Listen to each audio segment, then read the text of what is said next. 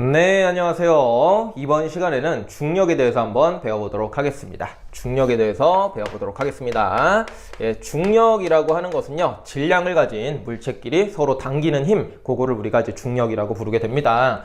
예를 들어 가지고요, 질량이 라지 m인 물체가 하나 있다 치고요, 질량이 스몰 m인 물체가 있다고 칩시다. 그러면은요, 얘네들은 질량을 가지고 있기 때문에 서로가 당겨요. 서로 인력이 작용을 합니다. 이때 이 당겨지는 힘을 우리는 중력이라고 부르게 됩니다.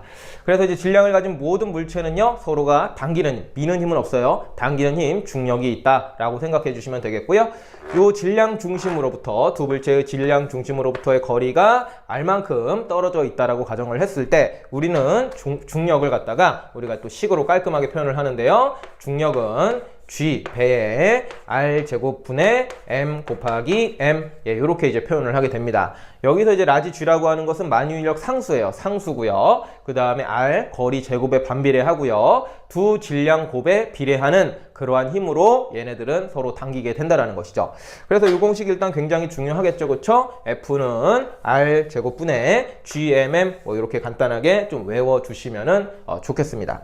그 다음에 이거를 간단하게 또 이제 한글로 좀 간단하게 좀 경향성에 대해서 써보면은요, 일단은 질량 곱에 비례하기 때문에요, 질량이 크면은 중력도 당연히 더 큽니다.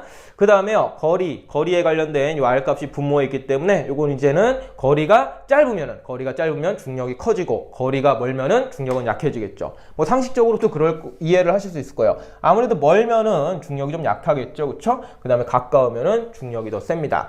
따라서 거리가 짧으면은 중력은 더 큽니다. 그래서 이제 한마디로 좀 간단하게 표현을 하면은 질량이 클수록, 그리고 거리가 짧을수록 중력은 더 크다, 이렇게 이제 생각을 해 주시면 되겠습니다.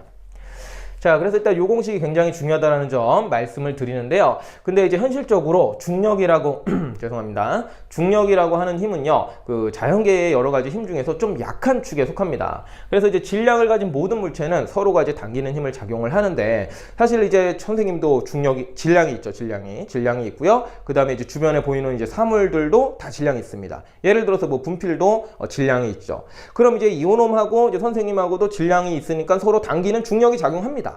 근데 우리가 이제 인간으로서 그거를 이제 느끼기는 이제 거의 힘들죠, 그렇죠? 주변에 있는 사물들에서부터 당겨지는 힘을 받기는 아마 여러분들도 좀 힘드실 겁니다. 그래서 우리는요, 이 중력을 얘기할 때는 어떤 물체하고의 어떤 당기는 인력을 주로 얘기하냐면은 지구라고 하는 거대한 행성, 요놈이 가진 질량하고 지구상에 있는 어떤 질량을 가진 물체, 걔네 둘이 당기는 힘을 우리가 보통 이제 많이 얘기를 하고요. 그게 이제 또 문제에 많이 나오게 되는 거예요. 그래서 우리는 두 번째 표현을 좀 알아야 되는데요. 선생님은 요거를 갖다가 지구에서의 중력의 근사값, 이렇게 좀 표현을 해보도록 하겠습니다. 지구에서의 근사값이요. 그래서 우리는 지구하고 지구 위에 있는 물체하고 서로 당기는 힘, 그런 거를 좀 생각을 해볼 건데요. 요거를 이제 지구라고 하겠습니다. 그리고 지구의 질량을 라지 m, 요렇게 이제 하겠습니다. 그 다음 이제 지구상에 있는 물체를 갖다가 스몰 m이라고 하는 질량을 가진 물체가 있다라고 한번 해보겠습니다. 그럼 이제 얘네들이 결국에는 이제 당긴다라는 거예요. 얘네들이 이렇게 이제 당긴다라는 거예요. 요거를 갖다가 우리가 이제 지구에서의 중력이다라고 하고, 요거는 우리가 이제 느낄 수가 있죠, 그렇죠? 예를 들어서 분필, 요거에 누름이 있는데 손을 놓으면 어떻게 됩니까? 쭉 떨어지게 되겠죠, 그렇죠? 당겨지는 게 시각적으로도 느껴지죠, 그렇죠? 우리가 인지를 할 수 있단 말이에요. 그래서 이제 요거를 보통 얘기하고, 그 다음 이제 지구도 사실은 엄밀히 말하면 조금 딸려옵니다. 근데 그 정도는 굉장히 미미하기 때문에 우리는 요 물체가 보통 떨어진다라고 얘기를 하게 되고, 요 물체에 작용하는 중력을 보통 이제 많이 물어보게 됩니다, 문제에서요. 그래서 이제 요거를 이제 크기를 어떻게 좀 단순화를 시키냐면은요, 일단은 지구의 중심을 여기라고 하고 이 물체의 중심은 여기라고 하겠습니다. 그러면은 이 거리 제곱에 반비례한다 그랬어요. 근데 거리를 조금 두 개로 좀 나눠서 생각해 보겠습니다. 일단은 요만큼을 갖다가 지구의 반지름 라지 r, 이렇게 좀 표현을 해보고요. 그 다음에 이 물체까지의 거리를 갖다가 스몰 h, 이렇게 좀 표현을 하겠습니다. 그럼 지구의 질량 중심부터 이 물체의 질량 중심까지의 거리는 r 플러스 h만큼 거리 차이가 나는 거예요. 그랬을 때 우리가 요 식을 갖다가 조금 단순하게 할 건데요. 일단은 좀 써보면은 F는 G배의 거리 제곱입니다. 거리 제곱. 근데 거리가 R 플러스 H죠. 따라서 R 플러스 H 전체의 제곱, 이렇게 표현을 할 수가 있고요. 두 질량의 곱, 라지 m 곱하기 스몰 m, 이렇게 이제 간단하게 표현할 수가 있습니다. 그 다음에 요거를 갖다가 우리가 이제 근사를 취할 거예요. 근사를. 어떤 걸 근사를 취할 거냐면은 요 h를 갖다가 0으로 잡을 겁니다. 지구의 반지름은 6,400km 정도 됩니다. 약 6,400km. 그에 비해서 이 지표면 근처라는 가정이 있는데, 지표면 근처에 있는 물체는 뭐 기껏해야 뭐 100m, 200m, 뭐 50m 그렇게 표현되기 때문에 6,400km에 비해서 요 값은 굉장히 작아요. 그래서 요 값을 갖다가 무시할 겁니다. 그러니까 여기 식에서 h값을 0으로 잡는다라는 거예요. 그럼 요거를 갖다가 조금 근사를 취하게 되면은 그냥 라지 아래 제곱 분의 m 곱하기 m, 그리고 앞에 g 하나 써주시고요. 이렇게 표현이 됩니다. 그러니까 h를 좀 무시한 겁니다. 이게 워낙 작다 보니까요. 그 다음에 여기에서 여기 요 부분 있죠, 요 부분. 지구의 반지름의 제곱, 지구의 질량, 그리고 만유인력 상수. 얘네를 갖다가 간단하게 G, 요렇게 스몰 G로 표현을 하고요. 그 다음에 요 질량, 실제 이 지구상에 있는 물체의 질량을 갖다가 앞에다가 M, 요렇게 써줄 겁니다. 그래가지고 지구에서의 어떤 중력에 대한 근사값은요, F는 mg, 요렇게 이제 간단하게 표현을 하게 됩니다. 그래서 이제 요거를 여러분들이 이제 실질적으로는 암기를 하고 요걸 이용해서 이제 문제를 많이 푸시게 될 거예요. 그 다음 이제 G라고 하는 것은 무슨 의미를 갖고 있냐면은, G라고 하는 것은 중력 가속도라는 의미를 가지고 있습니다. 중력 가속도. 그래서 이제 중력 가속도는 여러분들도 익숙한 수치할 거예요. 요거를 갖다가 계산한 거죠. 이거는 지구만의 어떤 그 물리적인 조건을 이용해서 계산을 했더니 9.8 m/s 제곱, 예, 요렇게 표현이 된다는 거 좀 알아두시면 되겠습니다. 근데 이제 G값을 이제 9.8로 하는 경우도 있지만 더 좀 간단하게 하기 위해서 10m/s 제곱 요렇게도 표현을 하게 됩니다. 그래갖고 이제 고등학교 1학년 때는 보통 이 G값을 9.8로 많이 계산을 합니다. 근데 이제 간혹 가다가 이렇게 10으로 계산하시오 라는 문제도 나와요. 그리고 고등학교 2학년, 3학년, 그리고 수능까지는 보통 이제 10m/s 제곱으로 우리가 계산을 조금 더 손쉽게 합니다. 근데 고1이 조금, 고등학교 1학년이 조금 애매한데 문제에 써 있을 겁니다. 이제 어쩌고 저쩌고 뭐를 구하시오 한 다음에 단 중력 가속도는 몇으로 한다, 이렇게 이제 써 있을 겁니다. 그래서 이제 거기 써 있는 대로 문제를 읽으시고 그 숫자를 사용하시면 되겠고요. 만약에 이제 그런 숫자가 딱히 이제 표현이 안 돼 있다, 그럼 이제 고등학교 1학년 수준에서는 보통 일반적으로 9.8로 계산을 하시면 되겠습니다. 자, 그 다음에 예시를 좀 바로 한번 좀 들어보겠습니다. 그래서 이제 뭐 어떻게 요거를 이제 적용을 하냐면은 간단합니다. 결국에는 뭐 중력을 구하시오 이런 건데요. 예를 들어서 질량이 m인 물체가 있다. 그러면 이제 중력은 얼마인가요? 만약에 이제 기호로 써 있으면은 그냥 중력은 mg, 예, 이렇게 이제 답변을 하시면 돼요. 중력은 얼마예요? mg, 이렇게 답변을 하시고요. 그 다음에 만약에 질량이 1kg인 물체가 있다. 그럼 중력은 얼마인가요? 그래서 구체적으로 이제 숫자로 답변을 하실 때는요, 1에다가 질량에다가 9.8만 곱하시면 돼요. 1 곱하기 9.8 하시면은 9.8 이렇게 되겠죠? 그 다음에 이제 힘의 단위니까 단위는 뉴턴, 9.8 뉴턴, 이렇게 이제 답변을 해주시면 됩니다. 좀 하나만 더 해볼까요? 예, 하나만 더 해볼까요? 만약에 질량이 2kg이면 어떻게 될까요? 2kg이면은 2 곱하기 9.8에서 19.6 뉴턴, 예, 이렇게 이제 답변을 간단하게 해주시면 되겠죠. 요게 이제 첫 번째 예시로서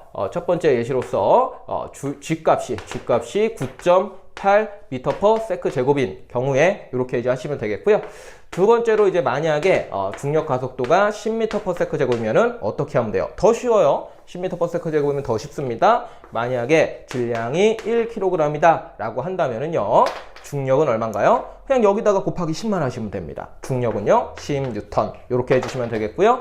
만약에 질량이 2kg이면은 어떻게 될까요? 곱하기 또 10만 하시면 돼요. 여기 2에다가 10만 곱하면 돼요. 그렇죠? 그러면 2 곱하기 10이니까 20N. 예, 이렇게 간단하게 답변을 해주시면 되겠습니다. 그러니까 요게 더 쉽죠. 요거보다 요게 더 쉬워요. 그래서 이제 뭐 수능이나 고등학교 2학년 때는 보통 요걸로 많이 계산을 합니다. 자, 그 다음에 이제 한 가지 조금 주의할 점 좀 말씀드리겠습니다. 만약에 질량이 2kg인 물체가 지표면에서부터 조금 더 요것보다는 가까운 위치에 있다라고 한번 해보겠습니다. 그러면은 여기서 이제 잘 생각해야 되는데, 중력이라는 것을, 아니 이제 처음에 배웠을 때는요, 거리가 짧으면 중력이 강하다 그랬습니다. 거리가 짧으면은 중력이 강하다 그랬어요. 우리 화살표 아까 빼먹었네요. 거리가 작으면은 중력이 짧다. 이 질량 중심 사이의 거리가 짧아요. 예, 가까우면은 중력이 강하다라 그랬거든요. 근데 딱 보니까 요거보다 이게 가깝잖아요. 그렇죠? 예, 그건 확실합니다. 그래서 이것보다 이게 중력이 큰 거 맞아요. 예. 이것보다 이게 중력이 큰 거 맞습니다. 근데 이제 그렇다고 해서 여기다가 뭐 30N 뭐 이런 식으로 쓰시면 안 돼요. 예. 우리가 지금 요렇게 계산하는 건 어떤 걸 기준으로요? 예, 요걸 기준으로 생각한다라는 거죠. 요거는 뭐를 무시했습니까? H 값을 무시했어요. 요 높이를 무시한 겁니다. 무시한 거요. 따라서 지금 요게 여기에 있나 여기에 있나 여기에 있나 같이 그냥 그 H는 다 무시해버리고 그냥 mg로만 표현하는 거예요. 따라서 여기에 있나 여기에 있나 요 높이는 무시합니다. 따라서 그냥 이것도 mg에서 곱하기 10만 해서 20N 이렇게 답변을 해 주셔야 됩니다. 그러니까 이게 살짝 달라요. 이게 실제로는 이게 중력이 더 큰데 그렇게 계산 안 해요. 예. 우리는 약간 근사를 취해가지고 요 높이는 무시합니다. 여기에 건 여기에 건 조금 더 위에 건 뭐 10m건 20m건 거기서 거기라고 보는 거예요. 그래갖고 여러분들 이제 뭐 자유낙하 운동 나중에 배우겠지만 여기서 이제 쭉 떨어질 때 점점 가까워지니까 중력이 더 세지겠네 이렇게 생각하면 안 된다는 거예요. 이 문제 우리 조건에서는 떨어지면서도 중력은 일정하게 작용을 한다. 왜요? 이 H 값을 무시하기 때문에 우리는 근사를 취한 요거를 사용하기 때문에 얘네들은 중력이 똑같다 라고 좀 보시면 좋겠습니다. 그래서 보통 이런 식으로 이제 문제가 나오니까 요 부분보다도 요 내용을 참고를 하셔가지고 중력을 이해하시면은 문제를 더 쉽게 푸실 수가 있을 겁니다. 그래서 일단 요거하고 요거 너무 중요한 시기니까 일단 알아두시고요. 요거를 중점적으로 해서 문제풀이를 한다라고 생각을 해주시기 바랍니다. 이번 수업은 여기까지 하도록 하죠. 네, 안녕하세요. 이번 시간에는 자유낙하 운동에 대해서 한번 알아보도록 하겠습니다. 예, 자유낙하 운동인데요. 자유낙하 운동은 뭐 말 그대로 그냥 떨어지는 겁니다. 그렇죠? 예, 제가 이제 분필 잡고 있다가 손을 놓으면은 뭐 이렇게 떨어지죠. 그렇죠? 예, 이렇게 이제 떨어지는 거. 어이구. 예, 이런 게 이제 자유낙하가 됩니다. 그래서 이제 이걸 알아볼 건데 두 가지 측면에서 좀 살펴볼 겁니다. 먼저 공기 저항이 없는 경우, 그 다음에 이제 공기 저항이 있는 경우 이렇게 살펴보겠습니다. 예, 먼저 공기 저항이 없는 경우에 대해서 좀 살펴보겠습니다. 진공 상태라고 보시면 되겠죠, 그렇죠? 그리고 이제 요게 이제 문제에 많이 나오게 돼요. 공기 저항이 있으면 문제가 너무 어려워지니까 그거는 이제 뭐 계산 이런 게 안 나오고요. 보통 이제 공기 저항이 없는 경우에가 이제 문제로 많이 나오고 계산도 좀 하셔야 됩니다. 자, 그래서 일단은 뭐 질량이 M인 물체가 하나가 있다라고 한번 해봅시다. 근데 이걸 떨궜어요. 그러면 떨구면은 얘네가 점점 아래로 빠르게 더 떨어지겠죠, 그렇죠? 이렇게 일정한 속도로 떨어지지 않습니다. 뭐 떨궈 보시면 알겠지만 점점 빠르게 떨어집니다, 그렇죠? 점점 속력이 증가하는 그러한 운동을 하게 됩니다. 그래서 요거는 선생님이 예를 들어서 첫 번째가 이제 0초, 두 번째가 1초, 세 번째가 2초인 상황을 좀 가정을 해볼게요. 사진을 찰칵 이렇게 찍은 거죠, 그렇죠? 그 다음에 그걸 다 갖다 붙이면은 이런 모양을 얻을 수가 있습니다. 자, 그래서 이제 이것이 이제 어떻게 떨어지느냐 그런 거를 분석을 할 건데요. 먼저 일단은 중력부터 좀 표시를 해보겠습니다. 중력은 얼마죠? 중력은 mg, 중력은 mg. 이렇게 이제 생각을 할 수가 있습니다. 그래서 우리가 이제 뭐 예를 들어 가지고 여기가 뭐 지표면이라고 한다면은요, 뭐 가까워지니까 중력이 더 커지네, 뭐 커지는 거 아니에요, 뭐 이렇게 생각하시면 안 돼요. 우리가 이렇게 mg라고 쓰는 것은 이 h 값을 무시한 것이기 때문에 떨어지는 동안에 중력은 일정하다라고 보시면 돼요. 근사를 취한 것이기 때문에요. 그래서 일단 먼저 떨어지는 동안에 일정한 중력이 작용한다, 이렇게 좀 하나 알아두시고요. 그 다음에 이놈이 이제 얼마나 빠르게 떨어지는지를 좀 살펴보겠습니다. 처음에 속도를 0m/s로 잡겠어요. 그러니까 처음에 정지 상태에서 출발한 거예요. 잡고 있다가 손을 탁 놓은 거죠. 그럼 이제 이렇게 떨어지는 거예요.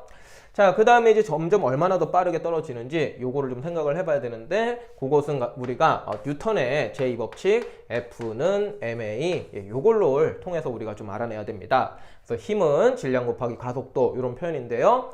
요 물체에 작용하는 힘은 뭐밖에 없습니까? 중력밖에 없죠. 중력 mg. 그래서 F 자리에다가 mg 이렇게 이제 하나 써줄 수가 있고요. 그 다음에 요 놈의 물체의 질량은 선생님이 m이라고 이제 뒀으니까 m 이렇게 쓰면 되겠고요. 가속도 a 이렇게 쓰면은 여기에서 m하고 m은 약분이 되겠죠. 따라서 가속도는 얼마가 나옵니까? 가속도는 g 이렇게 나오고요. 우리는 일반적으로 g 값을 9.8m/s 제곱 이렇게 많이 표현하죠. 이 표현이 뭡니까? 초당 9.8m/s씩 속도가 증가한다. 이렇게 좀 생각해 주시면 되겠죠. 그러니까 처음에 0m/s였는데 1초가 지났어요. 그럼 속도가 얼마 증가해요? 9.8만큼 증가를 하는 거예요. 그럼 속도가 얼마가 됩니까? 0에서 플러스 9.8 하니까 9.8m/s. 예, 이렇게 이제 우리가 속도가 얼마큼 증가했는지 알 수가 있겠죠? 그 다음에 하나 더 해보면은요, 1초에서 2초로 넘어갈 때요, 역시나 가속도가 9.8m/s 제곱이니까 또 9.8만큼 속도가 증가하겠죠? 그럼 2초일 때 2초일 때 속도는 얼마가 됩니까? 9.8에다가 9.8을 더하니까 19.6m/s. 예, 이렇게 되겠네요. 그렇죠? 예, 속도가 점점 증가하겠네요. 일정하게 증가하네요. 9.8씩이요. 이렇게 이제 생각을 해 주시면 되겠습니다. 자, 그 다음에 우리가 또 이제 많은 이제 문제에 이런 그림이 좀 있을 겁니다. 이제 볼링공하고 이제 깃털 같은 거 떨구는데 얘네들이 이제 동시에 떨어진단 말이에요. 그거에 대해서 좀 살펴보겠습니다. 여기 자리를 하나 남겨놨죠, 그렇죠? 여기가 이제 깃털 떨어지는 자리예요. 그래서 이제 공기 저항이 없는 진공 상태는요, 뭐 볼링공 같은 물체하고요, 깃털을 떨궜을 때요, 얘네들이 동시에 떨어집니다. 예, 동시에 떨어집니다. 동시에 떨어집니다. 실제로 실험을 해봐도 이제 그렇게 돼요. 공기를 싹 다 빼고 실험을 하면은요. 근데 그 이유가 뭐냐면은요, 이 깃털이 떨궈지는 것도 이 식에다가 똑같이 대입을 합니다. 물론 요 M보다는 질량이 가벼울 거예요. 그렇지만 이 깃털의 질량을 여기 양쪽에다가 넣는 거거든요. 근데 어차피 질량은 넣어봤자 약분이 돼요, 지들끼리. 그러면은 가속도는 G, 9.8m/s 제곱. 가속도가 동일하게 나옵니다. 질량이 얼마든 간에 1kg이든 2kg이든 100kg이든 질량이 얼마든 간에 가속도가 동일하게 나와요. 가속도가 동일하게 나오니까 초당 속도 변화량이 똑같습니다. 그렇기 때문에 볼링공과 깃털을 공기저항이 없는 상태에서 자유낙하시키면은요, 같은 빠르기로 떨어지기 때문에 지면에 동시에 도달합니다. 지면에 동시에 도달을 해요. 그 다음에 주의할 점 하나 좀 말씀드리면은요, 동시에 도달하지만 중력은 달라요. 예를 들어서 뭐 얘는 갖다가 이제 M'이라고 하겠습니다. 질량을 갖다가 그러면은 M'G, 중력은 M'G, 중력은 M'G. 구분을 좀 한 거예요. 만약에 이건 1kg이면은 1 곱하기 G고, 얘는 뭐 0.1g이라면은 0.1g 너무 그렇다요. 요거 2kg이면은 2 곱하기 G, 1kg이면은 1 곱하기 G. 그렇게 되는 거예요. 중력은 질량 곱하기 9.8이에요. 따라서 질량이 큰 게 중력도 큽니다. 질량이 작은 게 중력도 작아요. 그렇지만 요 식에 대입했을 때 가속도가 동일하게 나오기 때문에 초당 속도의 변화량은 똑같고 질량이 다르더라도, 중력이 다르더라도 동시에 떨어집니다. 그러니까 이제 중력 얘기에 대한 질문하고 가속도에 대한 질문, 요거를 좀 다르게 대답을 해 주셔야 되겠어요. 그래서 이제 질량과 상관없이 자유낙하를 하게 되면은 다 이렇게 떨어지니까 요 그림을 좀 기억을 해 주시고요. 요 숫자들도 좀 기억을 해 주시면 좋습니다. 예, 요게 그냥 하나의 어떤 케이스가 되는 거니까요. 알겠죠? 그 다음에 요거를 갖다가 우리가 그래프로 좀 한번 표현을 해 보겠습니다. 뭐 떨어진 길이, 떨어진 이제 이동거리, 이런 거를 좀 구하기 위함인데요. 먼저 속도 시간 그래프입니다. 속도 시간 그래프. 따라서 시간에 따라서 요놈이 이제 속도가 어떻게 됩니까? 9.8씩 일정하게 증가를 합니다. 그래서 우리가 시간에 따라서 조금 나눠 보게 되면은 여기가 1초, 여기가 1초, 그 다음에 여기가 2초라고 한다면은 1초일 때의 속도는 얼마입니까? 예, 9.8m/s가 되는 거고요. 2초일 때 속도는 얼마입니까? 19.6m/s. 예, 이렇게 되는 거죠. 그쵸? 볼링공이나 깃털이나 공기저항이 없을 때는 요 그래프 형태를 따릅니다. 자, 그래서 이제 초당 이렇게 속도가 증가한다는 거 좀 알아두시고, 그 다음에 우리가 또 이제 뭘 알고 있습니까? 요 그래프 아래에 넓이가 의미하는 것이 뭡니까? 바로 이동거리죠. 그쵸? 이동거리.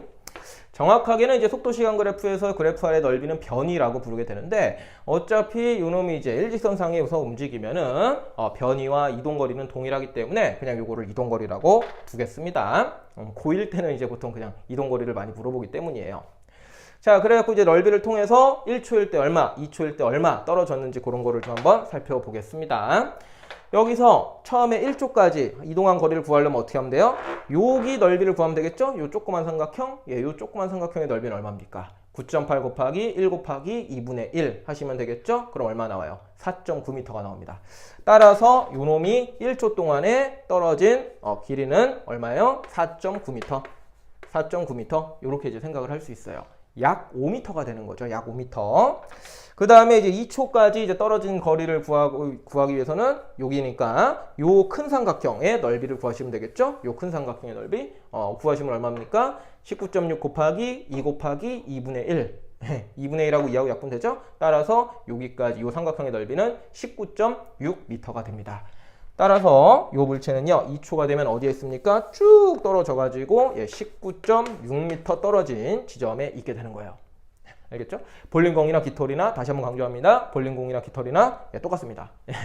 약 20m 되는 거죠. 2초 되면은요. 그렇죠? 지구상에서 이렇게 이제 떨어진다라는 얘기입니다. 그래서 이제 요거 좀 하나 알아두시면 되겠고요. 그다음에 뭐 참고로다가 이동거리, 시간 그래프도 한번 그려 보면은요. x축이 시간이고요. y축이 이제 이동거리예요. 그러면은 요건 좀 어렵지만 2차 함수꼴로 나옵니다. 그래프가요. 2차 함수꼴로 요런 식으로 나오게 돼요. 요런 식으로. 그래서 여기 1초, 그리고 여기를 뭐 2초라고 두겠습니다. 1, 2. 그랬을 때 이제 1초까지 떨어진 거리는 어떻게 됩니까? 4.9m 이렇게 보시면 되겠고요. 2초까지 떨어진 거리는요, 19.6m 이렇게 이제 표현이 되게 됩니다. 요것이 이제 등가속도 직선 운동이기 때문에 이런 식으로 이제 그래프가 나오게 되는데, 요거 이제 숫자 알려면은 요거 그래프에서 삼각형의 넓이를 통해서 요 숫자를 여러분들이 맞춰주셔야 돼요.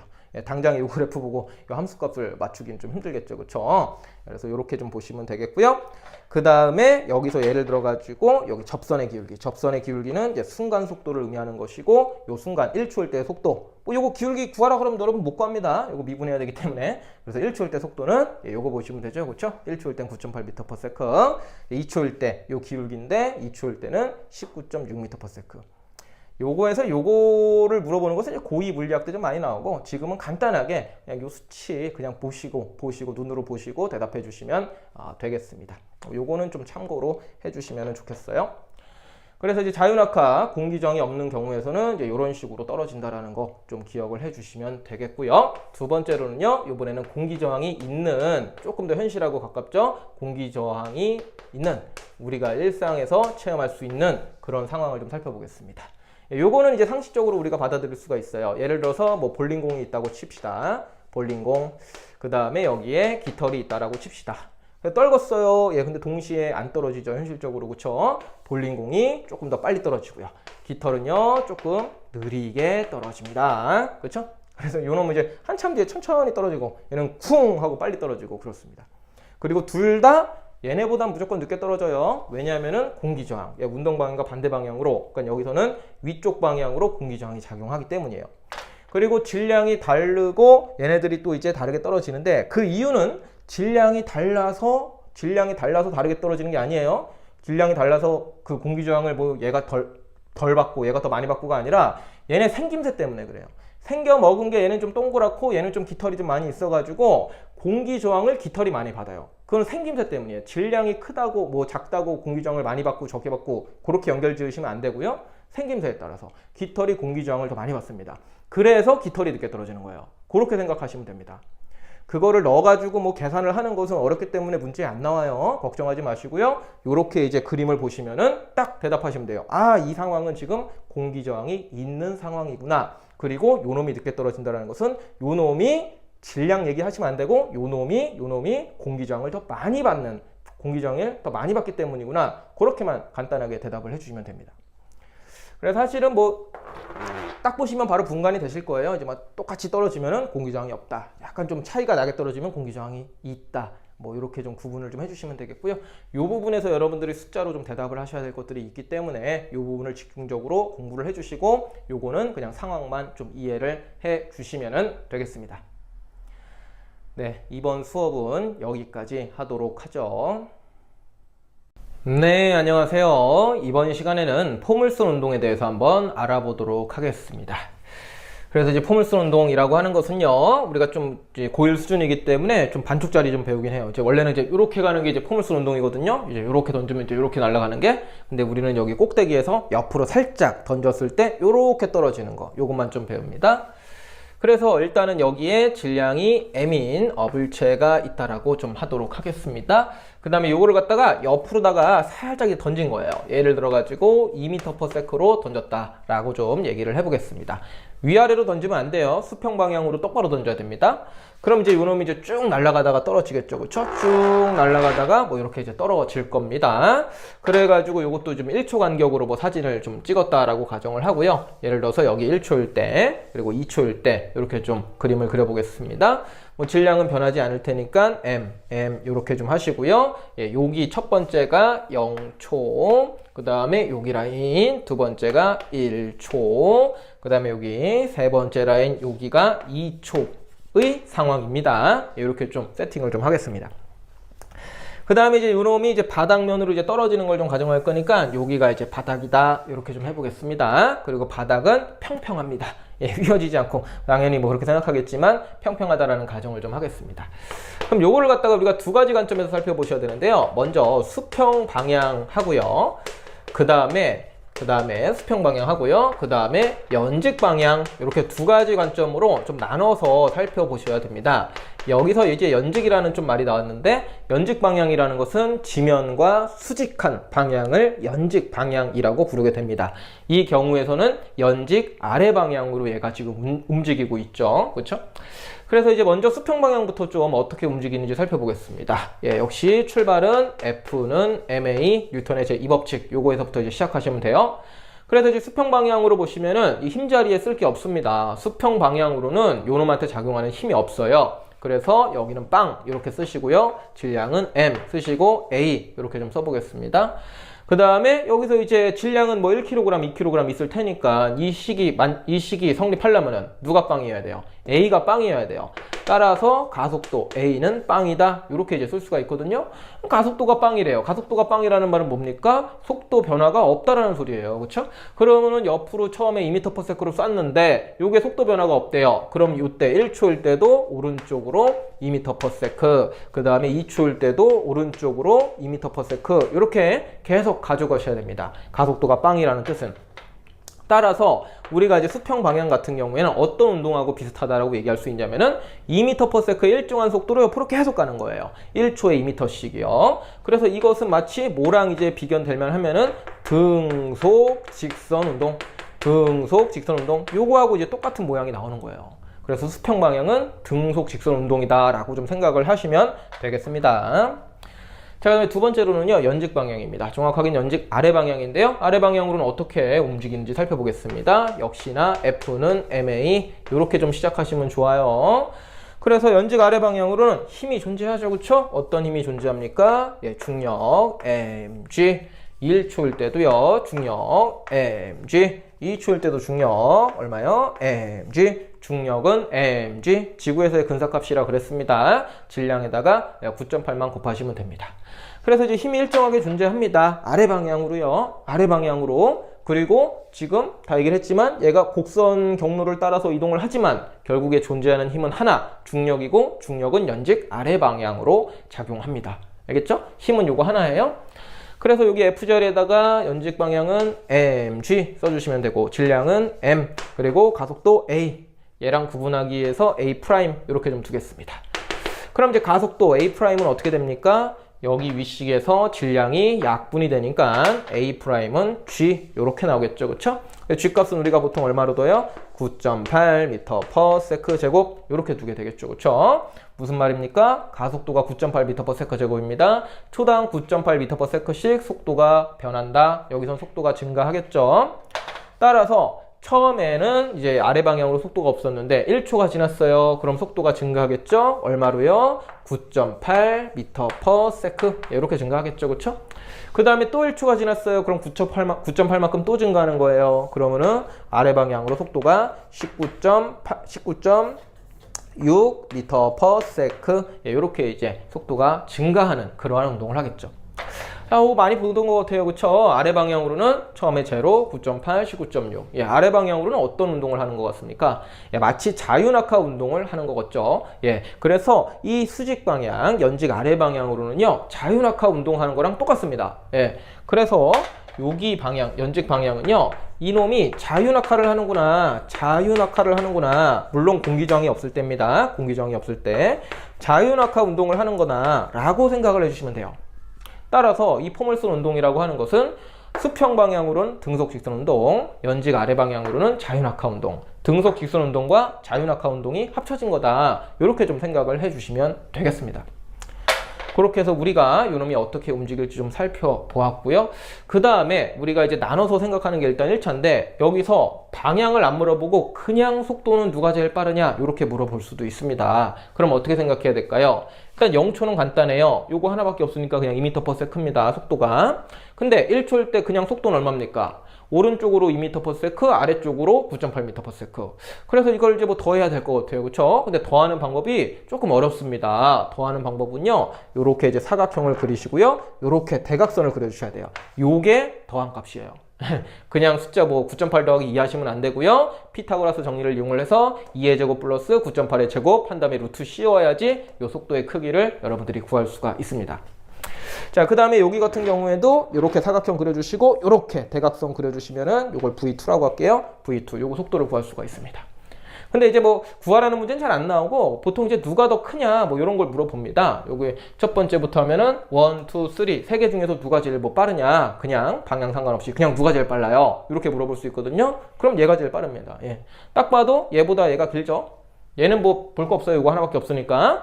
오른쪽으로는 2m/s 똑같잖아요. 근데 아래 방향으로는 점점 커지잖아요. 그러니까 얘가 제일 큰 거예요. 못 믿으시겠으면 계산해 보셔도 됩니다. 피타고라스 정리. 요거 제곱 플러스 요거 제곱 한 다음에 루트 씌워서 비교하셔도 됩니다. 더하는 방법이 조금 어렵죠. 그렇죠? 이런 걸 이제 벡터 합이라고 하는데 요건 좀 나중에 배우게 되는 것인데 뭐 그냥 대략적으로 참고만 해 주시면 되겠고 일단은 요거보다 요게 빠르다. 이렇게 좀 생각해 주시면 됩니다.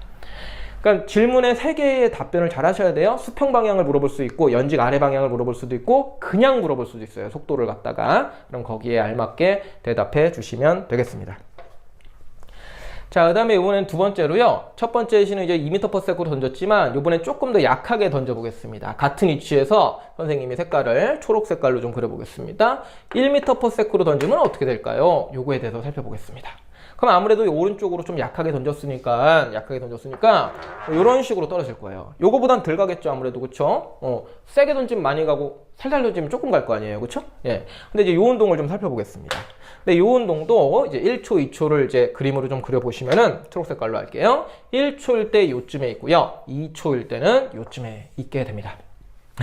뭔가 라인을 좀 맞춰서 그렸죠. 그 이유는 뭡니까? 지금 얘기하고자 하는 것은 약하게 던지나 세게 던지나 바닥에 떨어지는 건 똑같다라는 얘기를 하고 싶어요.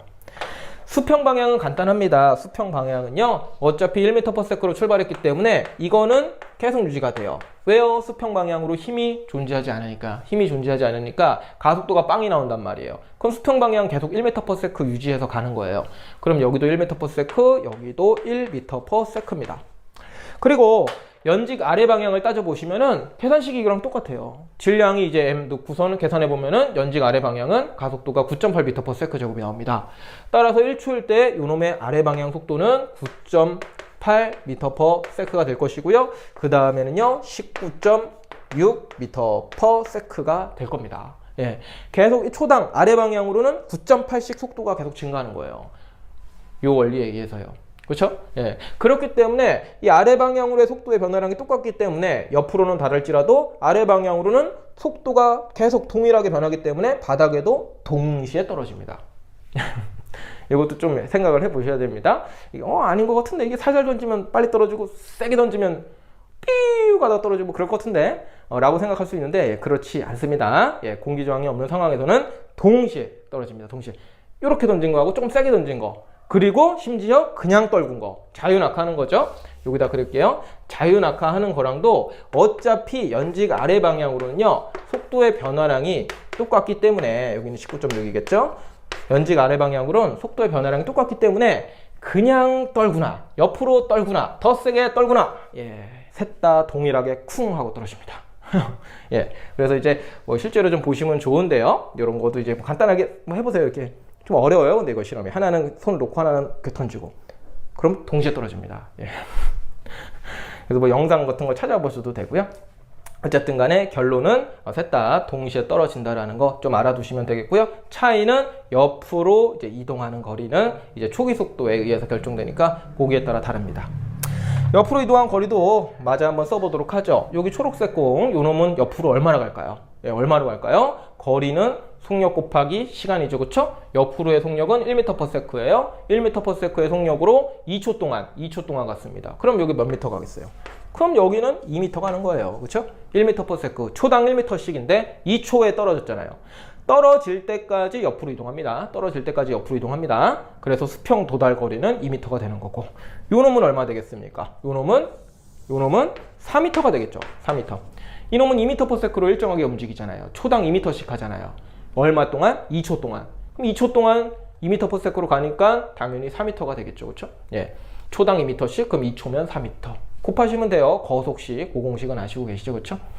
그래서 이렇게 이제 수평 도달 거리에만 차이가 있을 뿐 바닥에는 동시에 떨어진다라는 거 잘 생각해 주시면 되겠고요. 이 그림을 좀 명확하게 좀 그리셔가지고 좀 한번 생각을 해보시면 좋을 것 같습니다. 포물선 운동은 두 가지로 좀 나눠서 생각해야 되는 것이고, 이 수평 방향은 초기 속도에 의해 결정되지만 아래쪽으로 연직 아래 방향은 동일한 속도 변화를 가지면서 떨어지기 때문에 자유낙하하거나 살살 던지거나 세게 던지거나 동시에 떨어진다. 이 그림을 잘 이해해 주시면 되겠습니다. 이번 수업은 여기까지 하도록 하죠. 네, 안녕하세요. 이번 시간에는 뉴턴의 사고 실험에 대해서 설명해 보도록 하겠습니다. 사고 실험이라고 하는 것은 이제 머릿속으로 실험을 한 거예요. 이제 머릿속에서 실험을 한 거고 실제로 한 건 아닙니다. 근데 이제 엄청 대단한 얘기죠. 자, 먼저 이제 지구가 이렇게 있다라고 한번 해보겠습니다. 근데 여기에 이제 대포가 하나가 있는 거예요. 대포, 뻥 쏘는 대포요. 대포에서 이제 대포알을 쏘는 건데요. 만약에 이제 조금 살살 쐈다고 한번 해보겠습니다. 그럼 대포알이 이제 삐우 하면서 날아가서 이렇게 떨어지겠죠. 그렇죠? 예, 뭐 그렇습니다. 그렇죠? 지구는 둥그니까 이런 식으로 떨어지게 되는데 조금 더 세게 쏘면 어떻게 될까요? 삐우 해가지고 이제 여기에 이제 꽁 하고 떨어지겠지 않겠습니까? 그렇죠? 그래서 이런 식으로 계속 상상을 해본 겁니다. 더 세게 쏘면 어떻게 될까요? 삐우 하면서 뭐 지구 거의 반대편까지도 날아가서 떨어지겠네요. 그렇죠? 이런 식으로 이제 생각을 하다 보니까 좀 더 세게 쏘면 어떻게 되겠습니까? 얘가 삐우 해서 지구를 한 바퀴 돌 수도 있지 않을까. 이런 식으로 이제 상상을 했다라는 거죠. 이게 왜 그러냐면은요. 이게 왜 가능한 얘기냐면은 지구가 둥글기 때문이에요. 그리고 이제 포물선 운동이라고 하는 것은 결국에는 중력이 중력, 날아가는 동안에 공기 저항이 없다면 중력만 작용하게 되는 것이고, 중력은 지구 안쪽으로 당기니까 이게 가던 길 못 가고 계속 꺾이다 보니까 이제 돌 수 있다. 이런 게 바로 이제 원운동이다 라고 이제 얘기를 하게 되는 것이죠. 그래서 그림을 조금 더 부분을 좀 잘라서 좀 그려보면은 지구가 이렇게 휘어져 있어요. 그렇죠? 지구라는 게 이렇게 휘어져 있습니다. 얼마나 휘어져 있을까요? 8km당 약 5m 정도 아래쪽으로 휘어진 정도로 아래쪽으로 이제 떨어지는 정도로 휘어져 있습니다. 요걸 이제 지구의 곡률이다. 이렇게 얘기를 하게 되는 거예요. 그래가지고 우리가 이제 자유낙하 할 때 이제 어떤 거 배웠습니까? 자유낙하 할 때 여기가 0초예요. 근데 1초가 지나면 대략 얼마 떨어진다고요? 1초가 지났어요.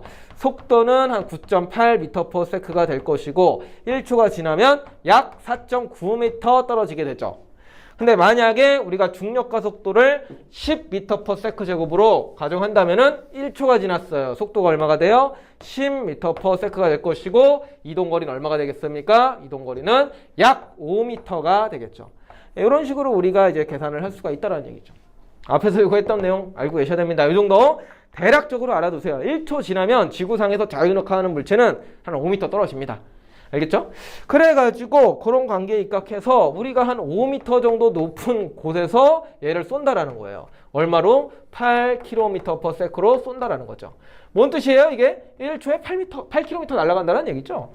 그래서 여기서 이렇게 쏘면은 수평 방향의 속도는 일정할 테니까 어쨌든 1초 지나면 여기까지 날아가는 거예요. 근데 아래 방향으로 한 5m 낙하하잖아요. 그러니까 얘는 이제 삐욱 하면서 이제 이렇게 떨어진다라는 얘기죠. 이런 포물선 운동을 한다라는 거죠. 아이쿠, 그리고 여기와 봤더니 어떻게 됐습니까? 상황이 똑같습니다. 수평 방향으로는 또 8km/s로 날아가는 꼴이죠. 그리고 역시나 이제 지면으로부터 5m 정도 떨어져 있죠. 그러니까 또 얘는 또 삐우 가서 또 한 5m 떨어지게 되는 거예요. 원래는 여기까지 날아가야 되는데 한 이렇게 5m 떨어지는 거라고요. 그렇기 때문에 이게 이제 반복이 되면서 계속적으로 가다가 떨어지고 생각해 보면은 한 바퀴를 영원히 돌 수 있지 않을까라고 이제 생각을 했다라는 거죠. 누가요? 네, 뉴턴이요. 그래가지고 요거를 이제 뉴턴의 사고 실험, 뉴턴의 대포 이렇게 부르게 되는데요. 이런 식으로 이제 원운동을 할 수 있다라는 거를 그 옛날에 이제 알아낸 겁니다. 한 1600년대예요. 그렇죠?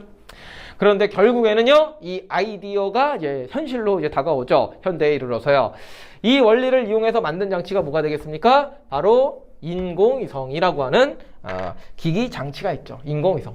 그래서 인공위성이라고 하는 것은 이제 어떤 원리예요? 이런 식이에요. 지구 높이 뿡 쏜 다음에 수평 방향으로 쏘는 거예요. 그럼 중력에 의해서 알아서 얘는 지구를 계속 이렇게 돌 수가 있습니다.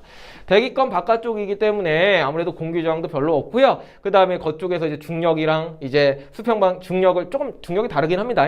그래서 중력의 크기 좀 계산하시고 그 다음에 수평 방향의 속력 얼마로 해야지 계속 돌 수 있을까 해가지고 이제 지금 돌리고 있는 게 바로 인공위성입니다.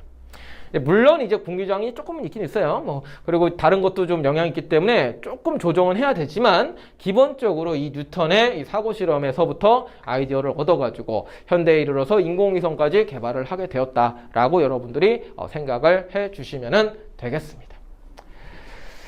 간단한 내용인데요. 하나만 더 말씀드릴게요. 더 세게 던지면 어떻게 될까요? 원운동보다 조금 더 세게 던지면 어떻게 될까요? 그러면은 이게 뾰 해가지고 어떻게 되냐면은 다른 색깔 없나요? 다른 색깔 별로 없네요. 하얀 색깔로 하겠습니다. 뾰 하면 어떻게 될까요? 뾰 하면은 요렇게 갔다가 다시 요렇게 원위치로 옵니다. 예, 이것도 더 세게 던지면 뾰 했다가 요렇게 여기 오고요. 그러다가 한 11km/s 이상 하면은 뭐 맨날 도는 건 아니고 11km/s 이상으로 하면은 그냥 지구를 벗어날 수도 있습니다. 뭐냐 뭐 참고로 그냥 말씀해 봤고요. 기본적으로 뭐 요 수치 정도는 좀 알고 계세요. 한 8km/s로 쏘면은 원운동할 수 있다. 공기저항이 없을 때. 그 정도 생각해 주시면 좋겠습니다. 이번 수업은 여기까지 하도록 하죠.